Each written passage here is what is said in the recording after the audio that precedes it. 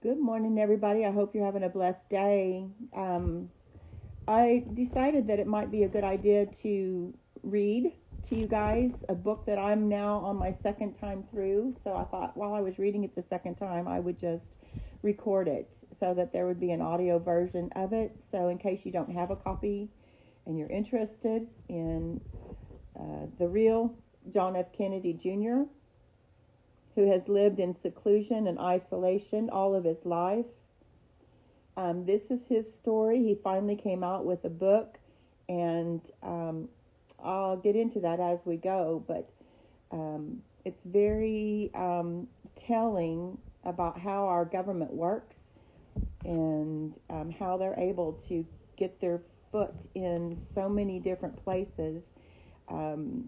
What John is saying is that the main way they do it is through identity theft. They go in with a body double, take away the real person and assume their identity, their funds, their homes, their everything. And so the mafia gradually has taken control over so many that we see in the public eye. I'll start with the introduction. I'm just going to start reading.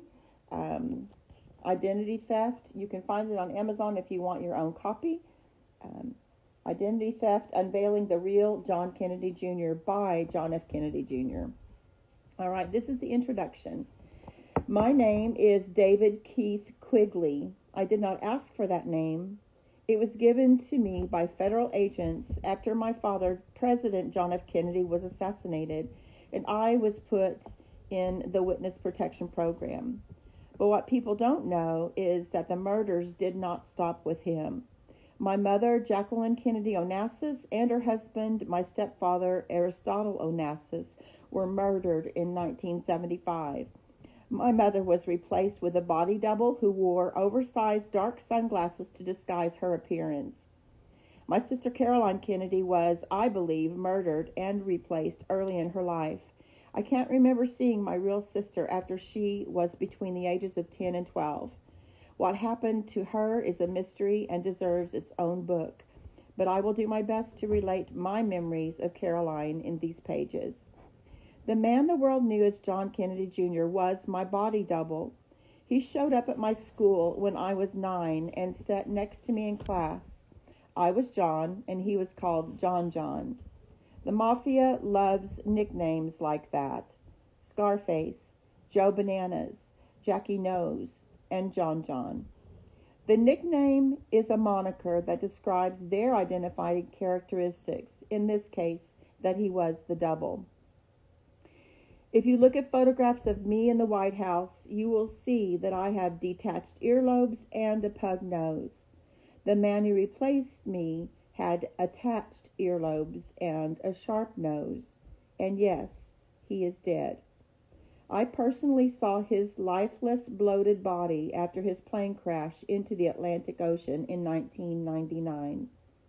If someone were to appear on the public stage, declare himself to be John Kennedy Jr., and tell the world that he faked his death, that person would be another body double. Our government is a murder crime ring whose modus operandi is identity theft. That's how the mafia works. They're like hermit crabs crawling into the shells of their deceased fellow beings to take over their identities, launder billions of dollars, and gain total control over humanity. All of these murders were committed to steal the fortunes of the Kennedy and Onassis families. The actions and attitudes of those who committed these heinous crimes and acts go beyond evil and greed. They exist in a world of crazy that ordinary people would struggle to comprehend. It has its own language, culture, and code of conduct. For most of my life, I was a kite in the ferocious storm of that crazy.